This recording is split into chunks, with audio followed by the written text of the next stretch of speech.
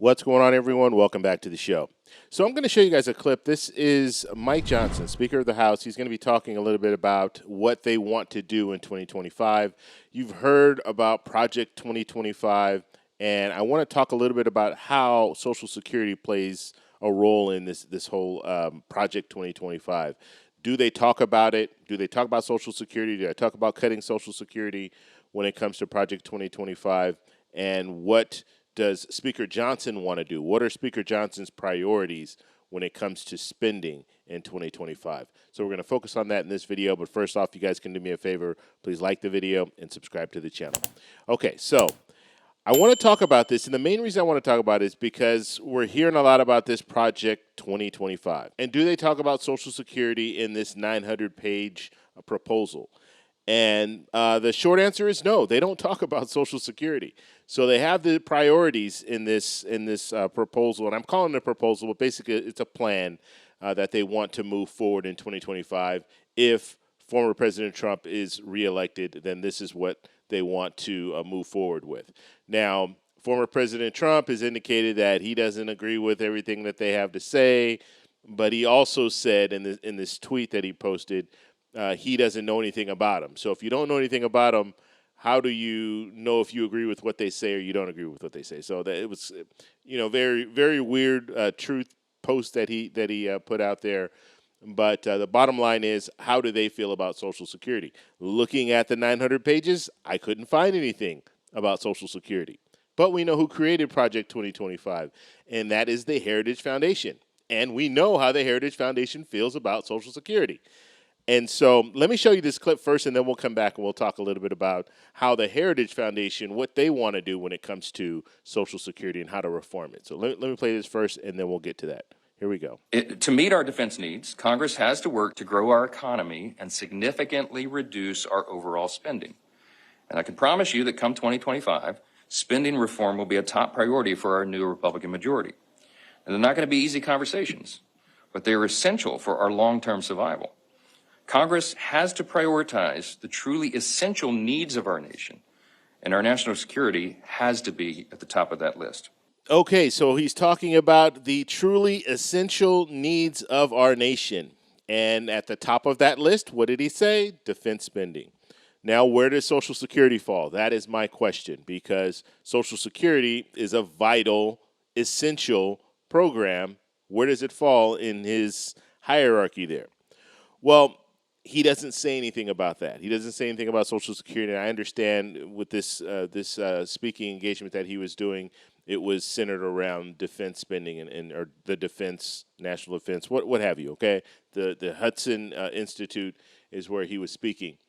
But when it comes down to it, you have lawmakers, and Speaker Johnson, I would say, is one of those lawmakers that they don't really think we should be spending as much money as we're spending on Social Security. So they want to make cuts to Social Security.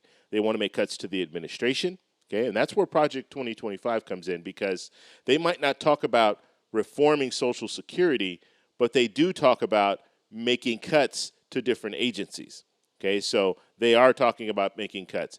They're also talking about getting rid of the bureaucrats. So getting rid of the people who are working in these different agencies and replacing those people with basically partisan staff. So basically staff that are Republicans. And so replace all those people with people who support Trump is basically what Project 2025 wants to do. That would be an absolute disaster, because just think about this. You have people that have been working, and we'll just use Social Security. We'll use the Social Security Administration as an example. We have people who have been working 20, 30, some even 40 years in this agency. They know how to do their job, and now you're going to fire all those people and then replace those people with people who support Trump, but those people will have no skill. They won't know how to do the job.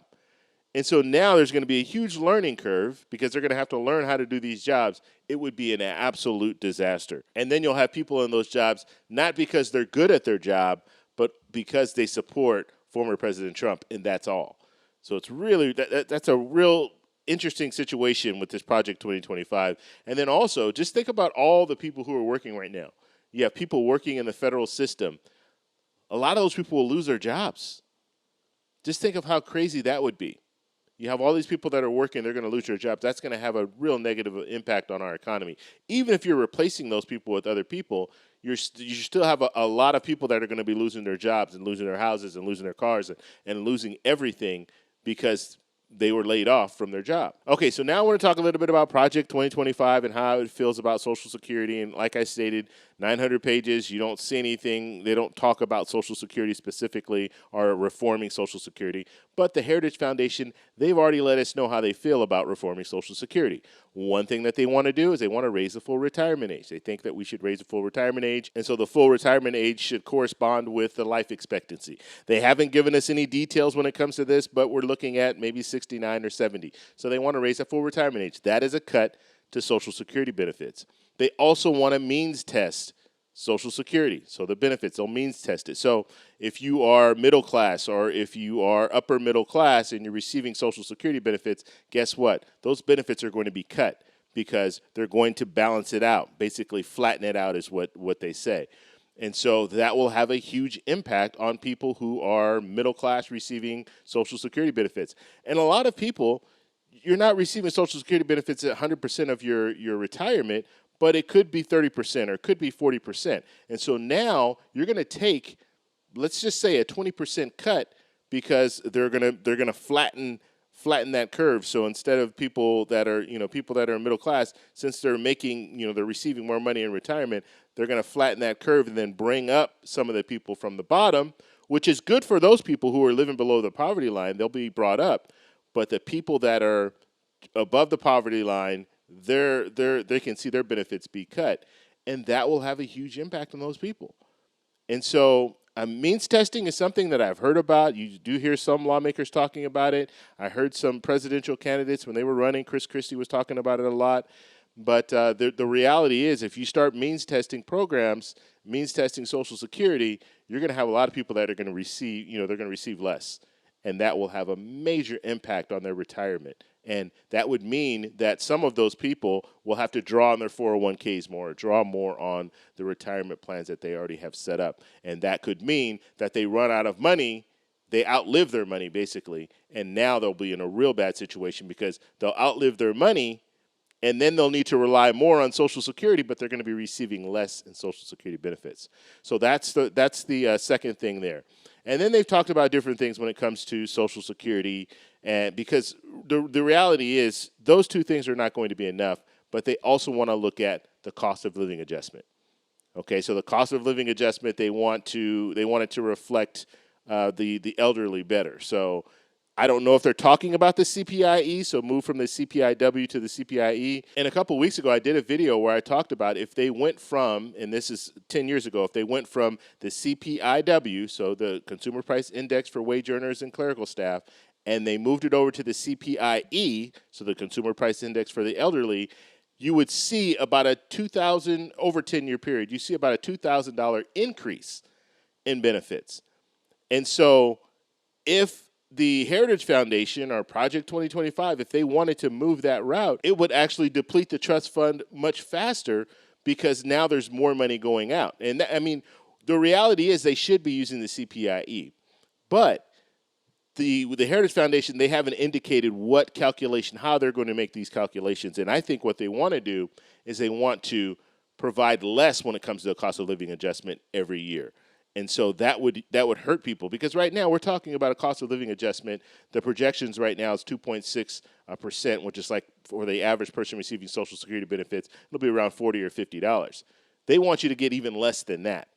And that way you preserve Social Security longer because you don't have to pay out that $40 or $50. You can pay out $20. I'm just giving you an example because if you're looking at 70 million people receiving that cost of living adjustment every year, they could save a lot of money and prolong the program if they made adjustments to the cost of living adjustment. So I just want to put this information out there. Like I said, when it comes to the Project 2025, they don't specifically talk about reforming Social Security, which I find really interesting too, because the fact that they talk about reforming a lot of different parts of the government, but why isn't Social Security one of them? Why aren't they focused on Social Security? Because we need to focus on Social Security because we know what's going to happen in 10 to 11 years. We're looking at a situation where we could see a 23% cut because the trust funds are being depleted. And once they completely are depleted, then we're looking at those cuts automatically happening. And so it's very interesting that they didn't put that in this Project 2025. You have 900 plus page plan, but you don't have anything talking about Social Security. So I want to know what you guys think about this, so let me know in the comments below. If you like this video, please give me a thumbs up. Please subscribe for more, and I'll talk to you in the next one. Bye.